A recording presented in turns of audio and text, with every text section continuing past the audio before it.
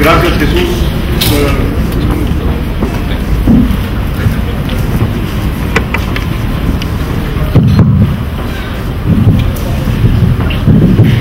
Gracias, Jesús. Me da mucho gusto encontrarte, compartir nuevamente la mesa, aunque nos faltan los alimentos ahora. Me da gusto igualmente compartir la mesa con mi amigo Enrique, con Maqué, con nuevas compañeras, la diputada, con el compañero Emilio, con Regina, con Violeta. Pero sobre todo me da gusto compartir el espacio con ustedes, amigas y amigos. ¿Por qué me da gusto estar con ustedes? Primero porque este espacio me trae muchos recuerdos, naturalmente.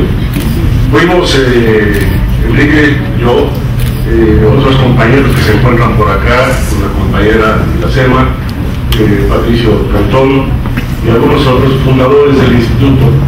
Estuvimos aquí desde aquel 8 de junio del 92, en que el presidente Salinas inauguró las funciones del instituto. Todos tenemos una historia y todos nos hemos iniciado en el desarrollo social de alguna manera. Yo me inicié en las actividades de 1968 y parecería incongruente que alguien que combatió al Estado acabara trabajando para él. No lo es. A mí no me tragó el sistema gubernamental. Yo entré a sus entrañas siguiendo la voz de Martí para ver cómo funcionaba el monstruo. Y estoy seguro, después de tantos años de trabajar, con la pausa adecuada del 2010 al 2012,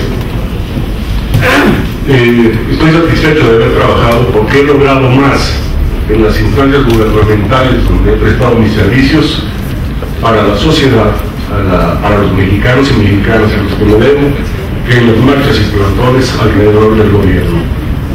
Por eso no es incongruente mi posición.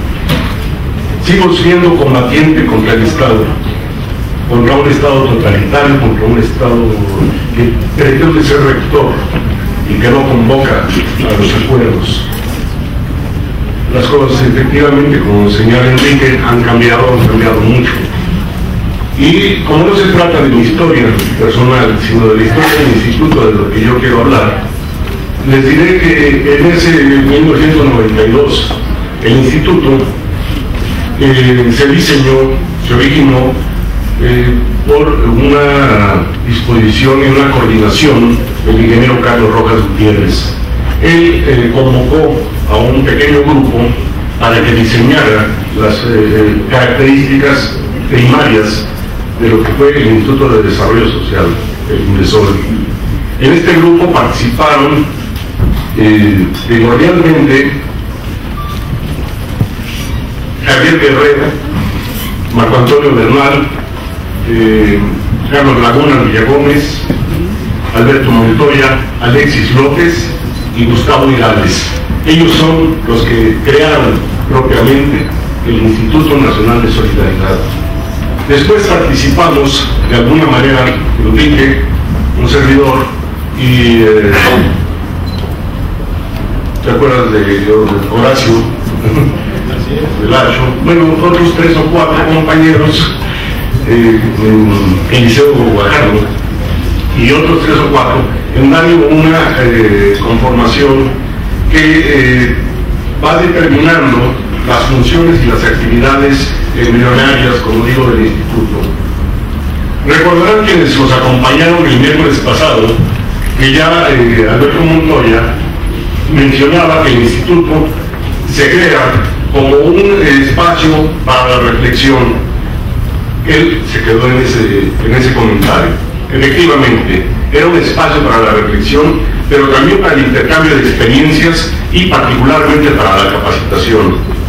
Estos eran los ejes para el desarrollo social solidario. Y las acciones del instituto se dirigían a los hombres y mujeres que conformaban los comités de solidaridad esencialmente, es decir, a la población de base, realmente a la esencia del pueblo mexicano. Pero también venían líderes comunitarios, urbanos o rurales, venían dirigentes indígenas, campesinos, representantes populares o sindicales, venían presidentes municipales y empresarios, entre otros muchos actores sociales. Esta pluralidad de asistentes nos obligaba a tener también una pluralidad tanto política como de procesos de capacitación, como de puntos de vista, de análisis, como distintas formulaciones pedagógicas y didácticas. Todo esto se desarrollaba a partir de los 4 principios del Programa Nacional de Solidaridad. A saber, el respeto a la organización, es decir, no había que organizar lo que ya estaba organizado, eso había que fortalecerlo, pero había que promover la organización donde ésta no existía, donde era incipiente, o bien desarrollar de una mayordomía una organización que tuviera otro potencial, de quienes se reunían, como decía Ismael hace también una semana, quienes organizaban una tanda, bien podrían conformar una organización social comunitaria que tuviera acciones encaminadas a ese desarrollo local, al espacio local. En realidad nosotros no tratábamos de inventar el hilo negro, ya está muy inventado. Lo que sí tratábamos era de trenzar todos esos hilos negros que se van conformando en las comunidades rurales y urbanas de nuestro México, y hacíamos una cuerda que era la cuerda de solidaridad. Se trataba de que quienes asistían a estas instalaciones, que aquí por cierto funcionaba, se llamaba La Carpa, no era el Centro de Espacios Múltiples. Y aquí se hacían tanto las comidas para los participantes como las actividades de capacitación. Llegamos en algunos fines de semana a tener 1.200 asistentes a las instalaciones del instituto, lo cual realmente sí podría resultar agotador, pero no lo era, porque era más satisfactorio que cansado.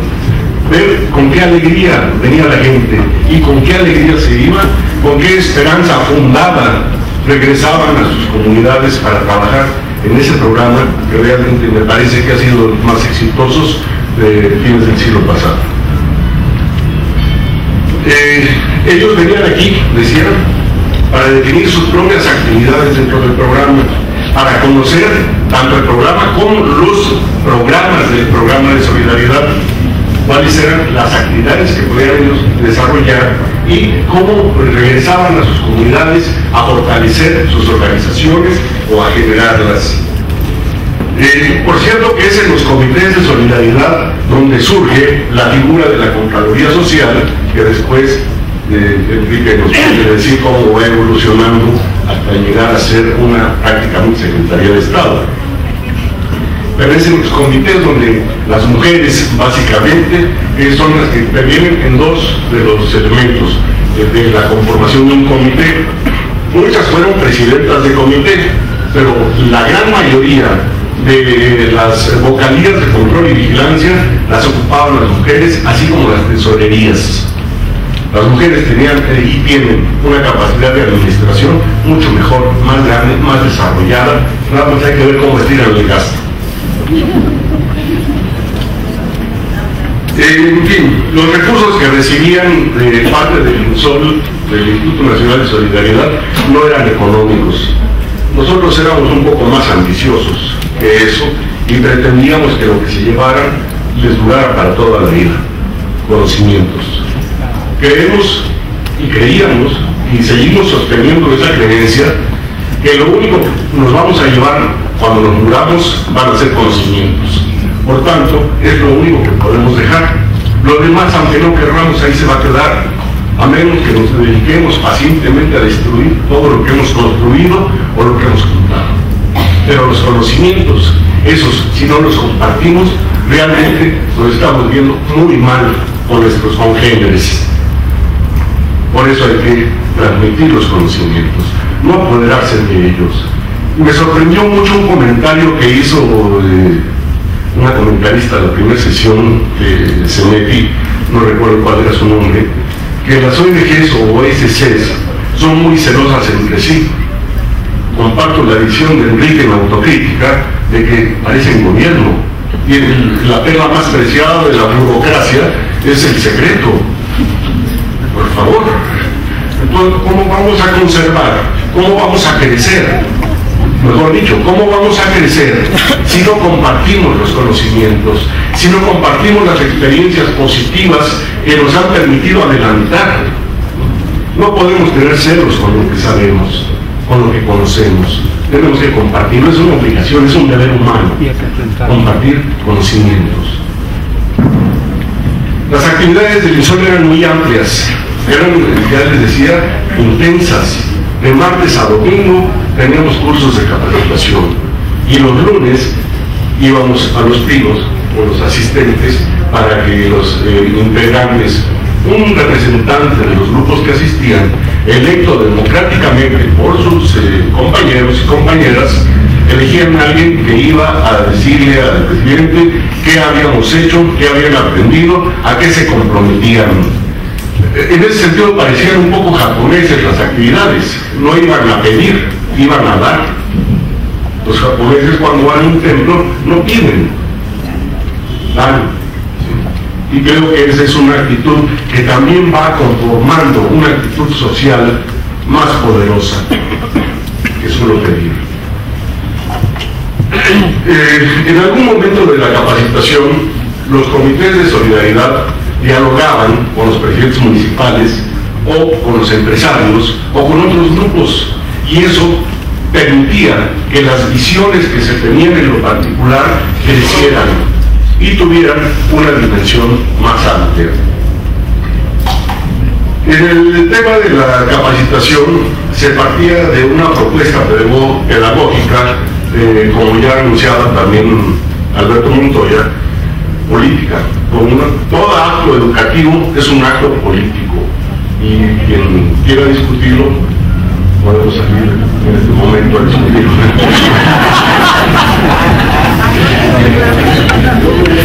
Podemos ir en estacionamiento como en la primaria, al patio del recreo, a discutirlo adecuadamente. Es un acto político, la educación es un acto político. No recuerdo quién también daba una interpretación, el luchere en latín es conducir, ¿sí? Educar, conducir. Vamos, ahí ya es una posición política. Y esa posición política de propuesta pedagógica se centraba y se centra para nosotros, para algunos de nosotros todavía, en la persona que aprende y no en el objeto a aprender. Es decir, si no se toma en cuenta a la persona, el aprendizaje no se da.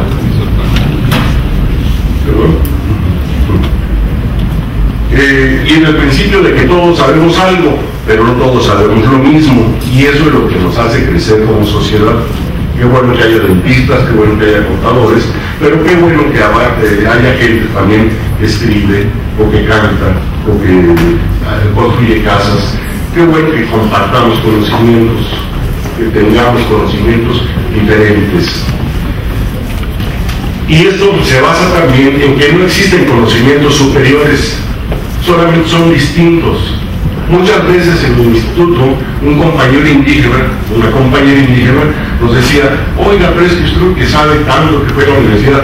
Momento, pero no es así. Yo no sé sembrar. De lo que yo sé, no se come. De lo que usted sabe, sí. Usted me está hablando en español y yo no le puedo contestar en náhuatl. ¿Quién sabe más? Sabemos cosas diferentes, nada más. Y esa visión nos permitía tener una relación de horizontalidad real, de igual a igual, no de superiores, no de inferiores, de iguales. Al compartir esas posibilidades y esas posiciones, nosotros aprendíamos y seguimos aprendiendo de los grupos. Efectivamente tengo casi 40 años de dar clase en la Facultad de Filosofía y Letras. Cada curso aprendo de los alumnos. Y no creo que un maestro vaya a enseñar a una escuela. Debemos de ir a aprender. El aprendizaje es algo que nunca se acaba. Siempre podemos aprender cosas nuevas. Con esas posiciones nosotros lográbamos que la autoestima de los participantes creciera, se afianzara, desarrollara. ¿Por qué? Porque reconocían en sí mismos un potencial, reconocían que sus conocimientos y sus experiencias eran valiosas y que esos conocimientos y experiencias, al ser compartidas con otros compañeros y compañeros, crecían, los hacían crecer a todos. Descubrían capacidades que la mayoría, como decía el viejo Marx, lo único que no saben es que saben. Y es cierto, ellos descubrían sus conocimientos, se enfrentaban a una vida nueva porque empezaban a reconocer sus capacidades. Y es precisamente de lo que nosotros tratábamos, de desarrollar y crear capacidades, no de sustituirlas. Yo a veces tengo una queja contra las ONGs o las OSCs. Sustituyen capacidades, no transfieren conocimientos. Cuando hablan de profesionalización, se me eriza un poco la piel pensando en que se han profesionalizado en diseño de proyectos, en elaboración de proyectos, efectivamente, pero no en transferencia de conocimientos. Hay que darle a la gente, insisto, lo que sabemos, hay que enseñarle a la gente a hacer proyectos, no hay que hacérselos, si no, no van a crecer. El desarrollo para nosotros lo concebíamos simplemente como hacer mejor las cosas. Si pensamos en qué significa desarrollo, pues es bien simple, es hacer mejor lo que se hace. Eso es desarrollar, y eso es lo que tratábamos que la gente comprendiera con esa sencillez. Para ello se veía la necesidad de sumar voluntades, sí, de sumar esfuerzos, conocimientos y experiencias. Y como ya anunciaba algo Enrique, siempre hay alguien que sabe hacer mejor las cosas. Siempre hay alguien al que se le ocurre cómo mejorarlas o cómo desarrollarlas, cómo juntarlas para hacerlo mejor. Entonces, por eso tenemos que trabajar en conjunto, y yo invitaría a las OSCs a que trabajaran en conjunto, no separadas. También he estado en Semarnat y he visto cómo las ambientalistas se pelean un proyecto en lugar de sumarse a un proyecto. Bueno, son cosas que de pronto a mí me parece que con la cuestión del desempleo internacional o el desempleo en el país, las OSCs son una manera de generarse su empleo, un empleo. En fin, no quisiera ser ofensivo ni crítico con esto, pero realmente la explosión de OSCs que a mi juicio existe en un país me hace ver y comentar un poco eso. Bueno, en los talleres los organizábamos para iniciales, intermedios y avanzados, y para acceder de un grupo a otro se escogían entre los propios asistentes y las propias asistentes a quienes deberían de pasar al siguiente ciclo, diríamos, como un ciclo escolar. Y por supuesto, pues las características principales eran las del liderazgo y las de calidad de la participación, no número de participaciones, no era cuantitativo el asunto, era cualitativo. A veces una persona con un solo comentario lograba que se comprendiera todo, y esa persona era la indicada para regresar a su comunidad a fortalecer las organizaciones de su comunidad. Por eso accedían a los siguientes cursos. Se visitaban museos, particularmente el Museo de las Intervenciones, aquí en Coyoacán. ¿Por qué ese museo? Porque ahí se muestra que México, cuando se une frente a un enemigo común, en las intervenciones eran casos de guerra, pero también era una guerra contra la pobreza, es una guerra contra el hambre. Si nos unimos al margen de nuestras ideologías, al margen de lo que estemos pensando, al margen de nuestra individualidad, podemos lograr avanzar, podemos vencer al enemigo común. Si el enemigo era el invasor, ahora el enemigo es el hambre, el enemigo es la pobreza. Y, insisto, juntos podemos derrotarlo.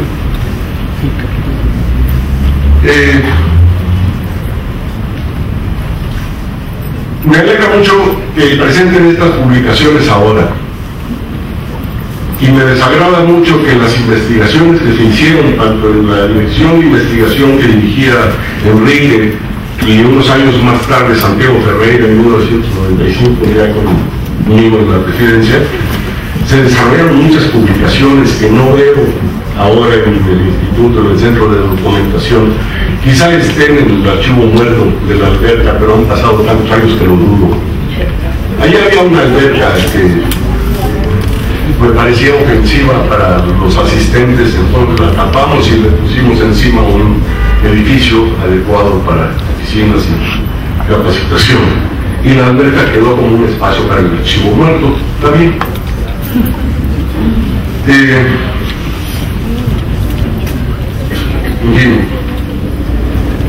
Es importante destacar que en 1994 salí del instituto y encontré en la Dirección de Concertación Social un trabajo que inició con mucha valentía María Angélica Luna Parra, los fondos de coinversión social. Esa primera relación de alguien que no quería ver al gobierno como aliado, eran las ONGs. Lo inició junto con un proyecto lateral acompañado por el PNUD, el proyecto Basolay. Estos dos me llamaron realmente mucho la atención. Si bien, como he comentado ahora, yo trabajé o habíamos trabajado con otros grupos de la sociedad también civil, que por cierto yo siempre he considerado que soy sociedad civil, aunque trabaje en el gobierno, soy sociedad civil, no soy militar, no soy eclesiástico, soy civil, ¿sí? Creo que habría que buscar otra denominación. Organizaciones no gubernamentales no sirve porque dice lo que no son, pero no dice lo que sí son. Y organizaciones de la sociedad civil es tan amplio que resulta excluyente del que no tiene CRUNY, del que no tiene... sí. Entonces, habría que buscar una denominación nacional de origen, una NOM, con una norma oficial mexicana. ¿Sí? Bueno, el Basolay se extinguió desafortunadamente. Al PNUD le incorporamos en el INSOL, a la OEA, y tuvo su repercusión en América Latina de alguna manera, tanto en los fondos de coinversión como los modelos de capacitación, y el Basolay fueron exportables, dijéramos, a Paraguay, a Perú, a Colombia, Bolivia, tanto con asistencia de representantes de estos países al instituto, como con asistencia de nosotros a esos países. Y bueno, ya en el 95 como incorporé, ya como presidente del INSOL, incorporé a la Dirección General de Concertación Social a las actividades del instituto. A esta se sumaron en ese 95 la Dirección General de Organización Social y una organización y una más para el programa de organización para la producción y el abasto, que es otro tema que también siempre creo que hay que atender, el de la producción de alimentos. Hay que atender el campo, hay que atender a las organizaciones del campo. Y si bien no les podemos fondear o hay instancias apropiadas para fondearlos, sí les podemos otorgar capacitación, como lo hacíamos quizá en su momento. Bueno, nosotros lo que hacíamos era organización para la producción y el abasto. Muy bien.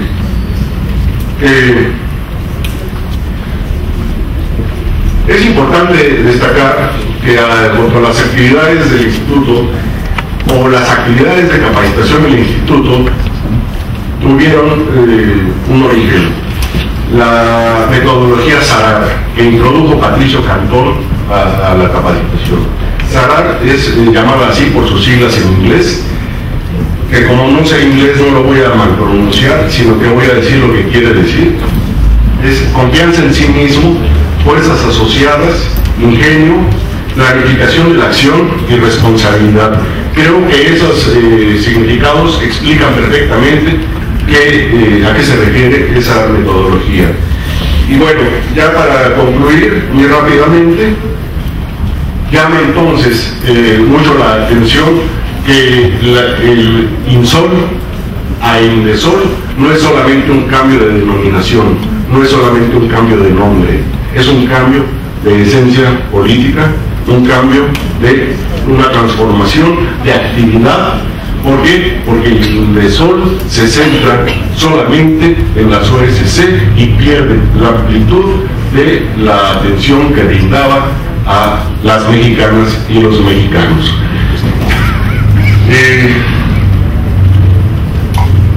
Bueno, habría que quitarle la burocratización a las organizaciones de la sociedad civil porque resulta excluyente. Muchas gracias.